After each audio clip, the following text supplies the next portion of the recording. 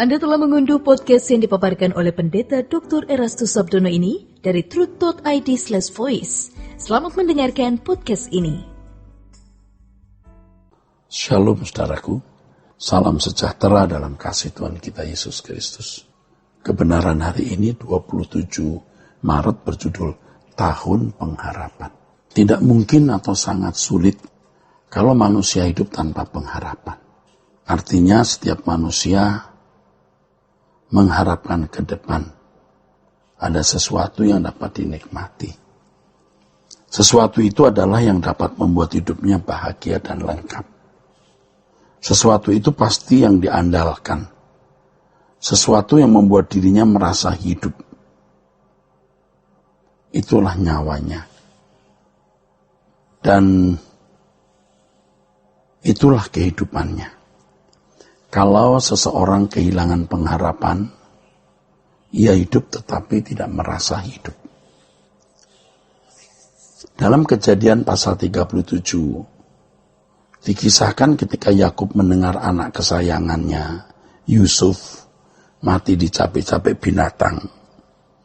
Ya tentu saja itu berita bohong yang dikarang oleh kakak-kakaknya. Kakak-kakak Yusuf ya.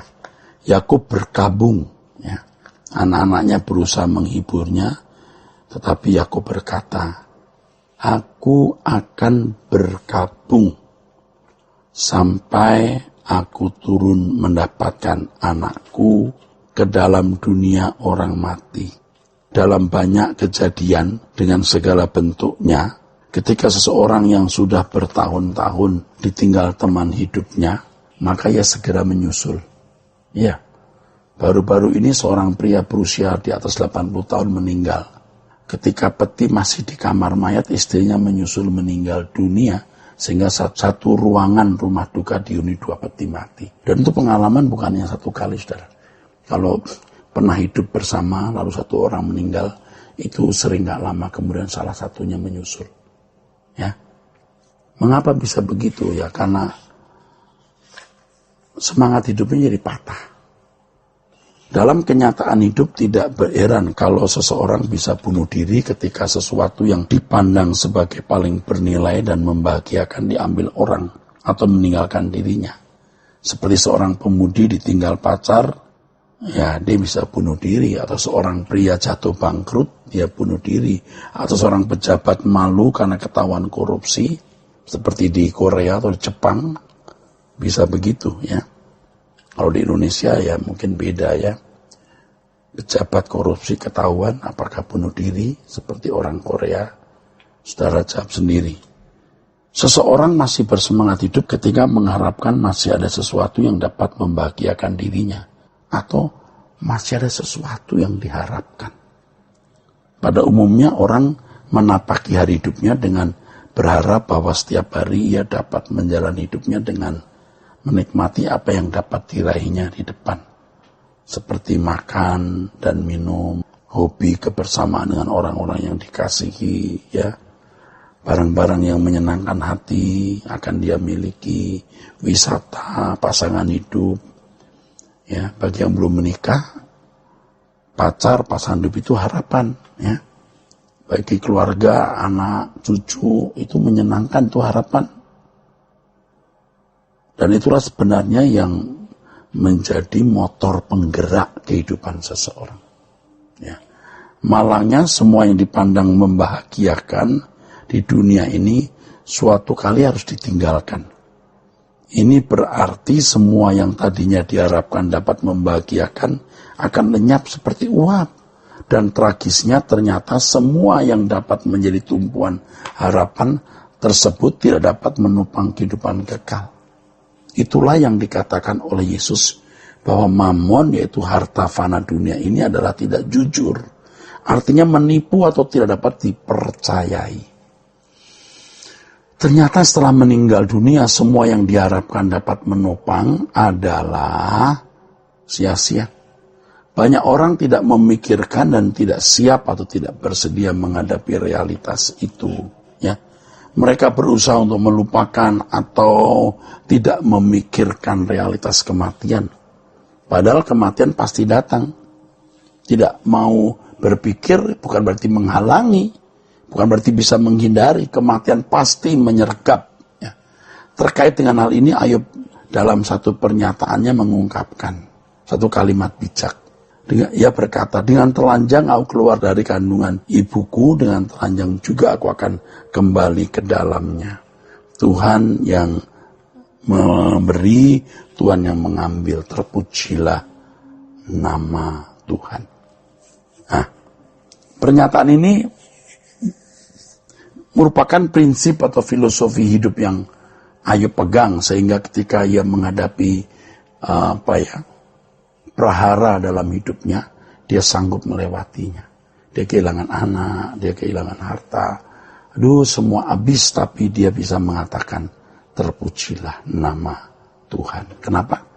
Ya, karena dia tahu, dia datang telanjang akan keluar telanjang juga. Sebenarnya manusia setelah jatuh dalam dosa adalah makhluk yang malang. Sebab manusia harus mati, dan di balik kematian adalah keterpisahan abadi dengan Allah. Ngeri itu. Kalau hanya mati secara jasmani nggak apa-apa. Tapi kalau sampai terpisah dari Allah itu mengerikan, saudaraku. Ya? Mengerikan.